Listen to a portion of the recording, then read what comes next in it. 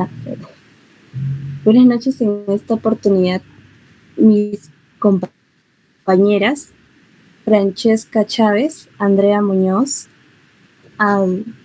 Tamiko Alba, Roshly Dinara y quien les habla, Yanira Roca, que somos pertenecientes a la carrera de medicina en el área de comunicación con nuestra docente Rosario del Pilar, acompañados de nuestra especialista Nancy Valera Salvador.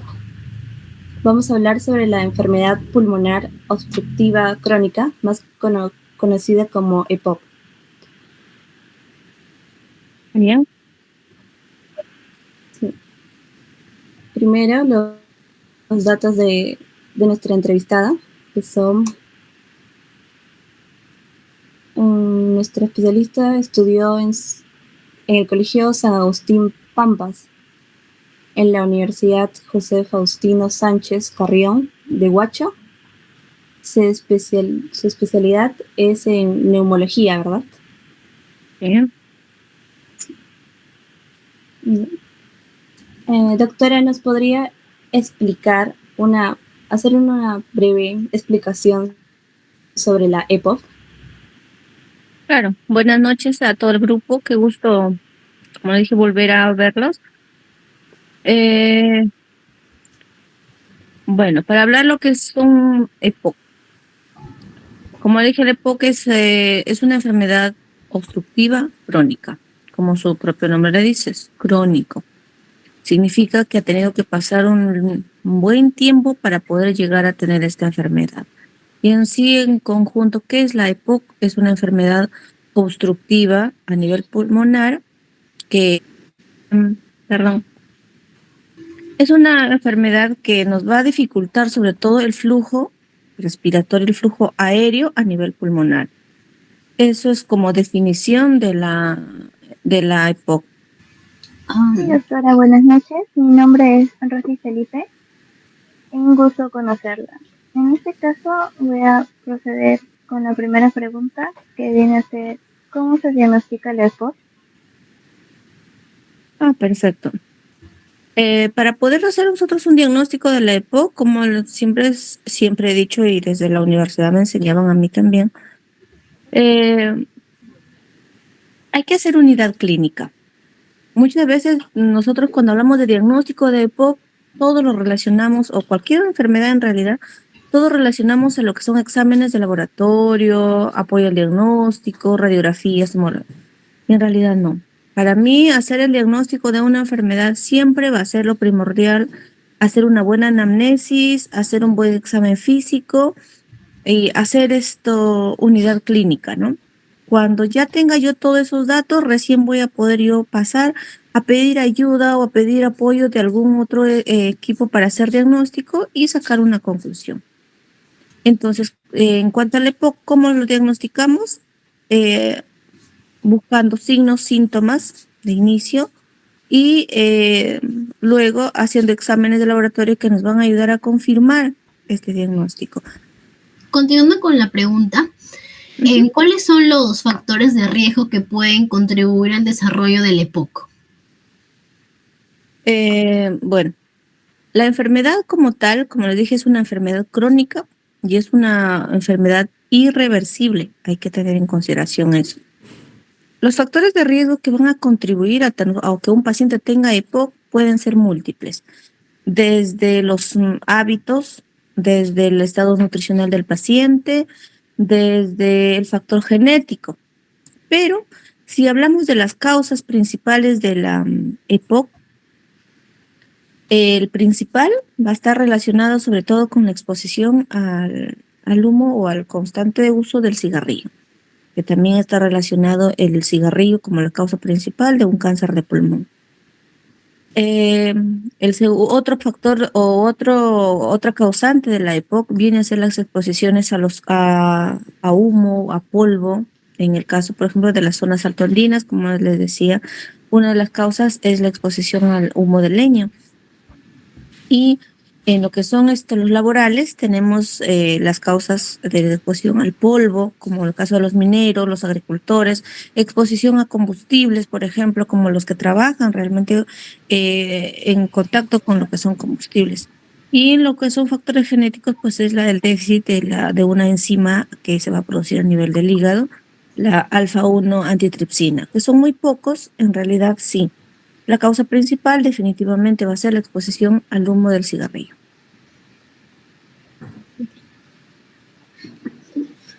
Continuando con la tercera pregunta, es ¿cuáles son las medidas más efectivas para reducir el riesgo de desarrollar EPOC? Las medidas para desarrollar un EPOC van a ser sobre todo prevenir los factores de riesgo. Y como les decía, los factores de riesgo vienen desde los hábitos de una persona. En eso, cuando hablamos de hábitos, hablamos del el consumo o el fumar, estar fumando constantemente, por ejemplo. Entonces, si yo dejo de fumar, obviamente que voy a reducir muchísimo el riesgo de desarrollar un EPOC. ¿Qué otra medida para reducir el EPOC? Por ejemplo, mi estado nutricional. Si yo soy un paciente obeso, voy a tener mayor probabilidad de yo hacer una enfermedad obstructiva crónica.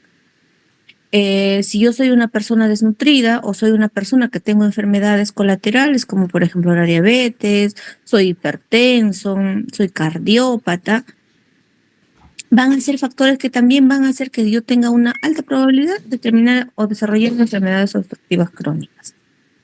Entonces, determinar las medidas para efectivizar o reducir el riesgo del EPOC es prevenir o evitar las causas.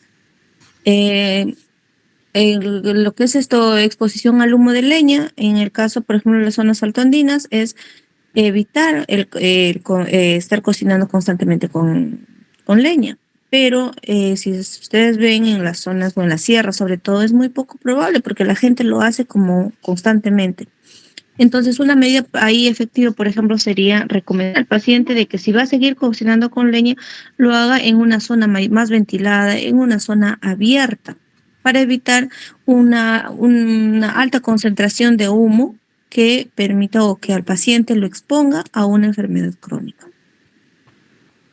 ¿Qué otras medidas preventivas? Podemos desarrollar también lo que es efectivamente la actividad física. Es importante que el paciente siempre le tengamos, o a toda persona, si tú haces mayor actividad física vas a tener una mejor capacidad pulmonar, por lo tanto vas a tener menos probabilidades también de hacer enfermedades, no solamente la EPOC, sino cualquier otra enfermedad pulmonar. Yo considero que esas son las medidas más frecuentes: la hidratación, la nutrición y los hábitos del paciente. Vamos con la cuarta pregunta. ¿Cuáles son los exámenes necesarios para confirmar el diagnóstico? Muy parecida a la anterior pregunta, ¿no? Lo que les decía, el examen que nos va a ayudar a confirmar el diagnóstico en realidad es la espirometría. Hasta ahora hemos hecho exámenes, pueden decirte una radiografía, una tomografía, no, hay muchos pacientes que van a tener una radiografía normal, pero que el paciente se nota o tiene esto clínicamente, tiene signos, tiene síntomas, pero se le confirma siempre con una espirometría. La espirometría es un examen que les ayuda, como les explicaba al paciente, se le pone como un tubito en la boca y al paciente se le explica que tiene que soplar con toda la fuerza como para medir su capacidad pulmonar, sobre todo, y medir el flujo aéreo que nos va a permitir este examen interpretarlo. Pero el examen es eso, es la espirometría. Bueno, doctora, continuando con las preguntas. ¿Qué podría causar la EPOC en pacientes con VIH? ¿Qué podría causar la EPOC? Bueno. El VIH es una enfermedad colateral, como siempre en un paciente, y nos va a traer muchas consecuencias a largo plazo. Y con respecto a la pregunta, ¿qué podría causar la EPOC en este paciente con VIH? Pues mayor disnea, mayor La dificultad respiratoria, o sea, complicaciones netamente pulmonares y que a la larga le va a traer pues la muerte, ¿no? En la época en un paciente con VIH le va a producir de todas maneras un flujo aéreo mayor, más disminuido que como un paciente que no tiene VIH. De repente enfermedades pulmonares que se les va a, a sobreagregar con mayor frecuencia, enfermedades respiratorias más constantes, neumonía, bronquitis, o sea, se les va a agregar mayor enfermedades respiratorias en estos pacientes. Entonces, la siguiente pregunta sería, ¿cuáles son los tratamientos más efectivos para la EPOC? A ver, cuando hablamos de los tratamientos para la EPOC, en realidad, como le dije, no hay un tratamiento para la EPOC, puesto que la EPOC es una enfermedad irreversible. El objetivo del tratamiento de una EPOC o del manejo de una EPOC es evitar las complicaciones en un paciente y lo otro es evitar que la enfermedad empeore o que se complique. Y como tratamiento de la EPOC, como le dije, primero es evitar o tratar de mejorar nuestros hábitos en casa, tener pues una zona más ventilada, evitar estar fumando constantemente, cocinando con leña, exponiéndome a humo.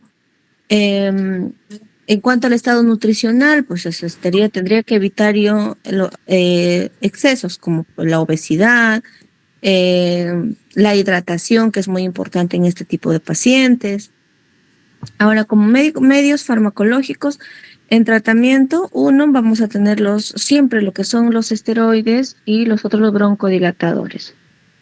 Que yo creo que eso es un manejo un poco ya más específico, con nombres, dosis y todo lo demás. Y el otro punto en tratamiento de la EPOC viene a ser la oxigenoterapia. ¿Cómo se puede prevenir la EPOC en jóvenes adultos? Para prevenir la EPOC, ¿qué puedo hacer? De repente conversar por ejemplo, concientizar a toda persona de que el humo del cigarrillo le va a traer enfermedades crónicas. Concientizar a todas las personas o a las mamitas, por ejemplo, que cocinan con leña, que exponerme a largos periodos de humo de leña me va a causar EPOC. Explicarles a los pacientes, por ejemplo, que trabajan en la mina, que si no toman las medidas de protección adecuada, a la larga van a tener enfermedades obstructivas crónicas. A las personas, por ejemplo, que tienen enfermedades colaterales o sobreagregadas, enfermedades crónicas de otra índole, decirles que cuanto más problemas respiratorios tengan o infecciones respiratorias tengan, a la larga van a terminar haciendo EPOC. Entonces, ¿yo cómo puedo prevenir? Dejando de fumar, dejando de exponerme por largos periodos al humo, a polvo, haciendo mayor actividad física, hidratándome adecuadamente, nutriéndome adecuadamente. Van a ser la forma perfecta de prevenir, y lo más importante es, por lo menos, si yo tengo algún factor de riesgo, hacerme por lo menos una vez al año un examen, como en este caso las espirometrías, o ser evaluada por un médico neumólogo para que me pueda evaluar y saber si tengo algún signo o algún síntoma que vaya relacionado con este tipo de enfermedad. Tomemos en cuenta de que cuando un paciente es joven, a veces tenemos la consideración de que, bueno, más adelante sucederá, a mí no me va a pasar nada. Y empezamos con los hábitos de una mala alimentación, poco actividad física, empezamos con los cigarrillos, con el alcohol, con la droga. Entonces, tengamos en cuenta que todo eso va a tener a largo plazo una consecuencia. Repetir de todas maneras como conclusión que las causas principales de la EPOC siempre va a estar relacionada con exposición al tabaquismo, al humo, a lo que son polvo, y pues que estas personas por más tiempo, cuanto más tiempo de exposición tienen, pues la enfermedad también va a ser mucho más grave. De que el paciente tenga mayores complicaciones. Sobre todo busquemos los pacientes que tienen otro tipo de enfermedades, como ustedes me preguntaron, los pacientes que tienen VIH, los pacientes que son diabéticos, los pacientes que tienen enfermedades crónicas o los pacientes inmunodeprimidos sobre todo. ¿Cuál es el pronóstico de un paciente que tiene una EPOC? La EPOC, como dijimos, es una enfermedad ya de por sí prolongada, crónica, como su mismo nombre lo dice. ¿Listo? Listo, gracias. Sí, gracias. Listo, chicas. Si hay alguna cosa, alguna duda, me avisan o me pueden escribir. Sí, gracias.